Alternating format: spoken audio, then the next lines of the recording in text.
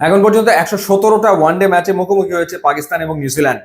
জয়ের পাল্লাটা কাদের দিকে ভারী? পাকিস্তানের দিকে ভারী। পাকিস্তান জিতেছে ৬১ ম্যাচে, নিউজিল্যান্ড জিতেছে ৫২টা ম্যাচে। আগামী এক সপ্তাহে ৭ দিনের ভেতরে আরো দুটো ওয়ানডে ম্যাচে মুখোমুখি হবে পাকিস্তান নিউজিল্যান্ড। দুটো ম্যাচই গুরুত্বপূর্ণ। একটা হচ্ছে ত্রিদেশীয় সিরিজের ফাইনাল, যেটা ১৪ তারিখে করাচিতে। আর একটা হচ্ছে চ্যাম্পিয়ন্স ট্রফির ম্যাচ।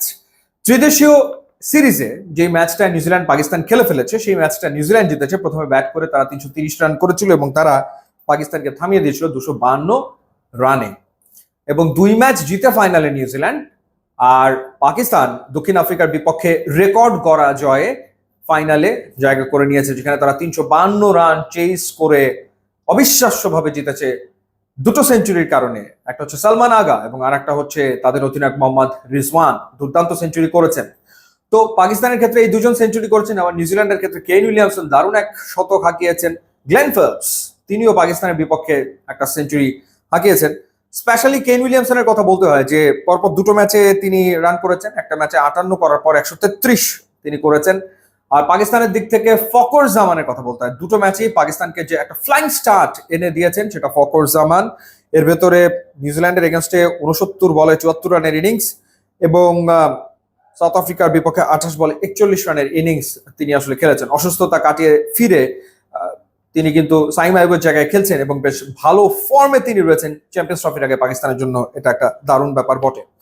এবং এই ফাইনালটা নিউজিল্যান্ডের জন্য ডেফিনেটলি গুরুত্বপূর্ণ, কারণ ২০০০ সাল থেকে যদি হিসাব করা হয়, ২০০০ সাল থেকে এখন পর্যন্ত হোয়াইট বল ক্রিকেটের এই ট্রাই নেশন টুর্নামেন্ট বা আইসিসির যে টুর্নামেন্ট, ১২ বার ফাইনাল খেলেছে নিউজিল্যান্ড, এবং ১২ বারের ভেতরে তারা ৪ বার জিতেছে, ৮ বার হেরেছে, কিন্তু সবশেষ তারা জিতেছিল ২০০৫ সালে।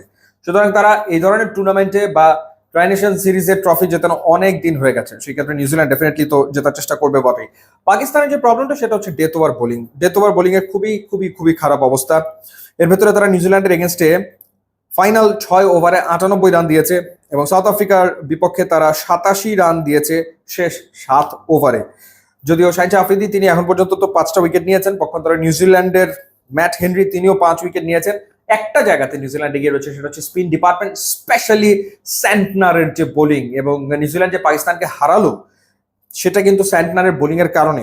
১০ ওভার বল করে ৪১ রানে ৩ উইকেট নিয়েছিল স্যান্টনার। সুতরাং ফাইনালে তার বোলিংটা খুবই গুরুত্বপূর্ণ হতে যাচ্ছে, তার পারফরমেন্স খুবই খুবই খুবই ইম্পর্টেন্ট হতে যাচ্ছে।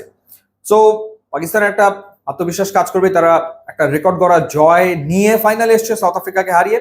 আর নিউজিল্যান্ড ভীষণ রকম কনসিস্টেন্ট ধারাবাহিক পারফর্ম করছেন, এবং তাদের ব্যাটসম্যানরা ড্যারেল মিচেল একটা হাফ সেঞ্চুরি করেছেন, ডেভন কনওয়ে একটা হাফ সেঞ্চুরি করেছেন। তাদের ব্যাটাররা ডেফিনেটলি রানের ভেতরে রয়েছে, এবং তাদের স্পিনাররা ভালো করছে।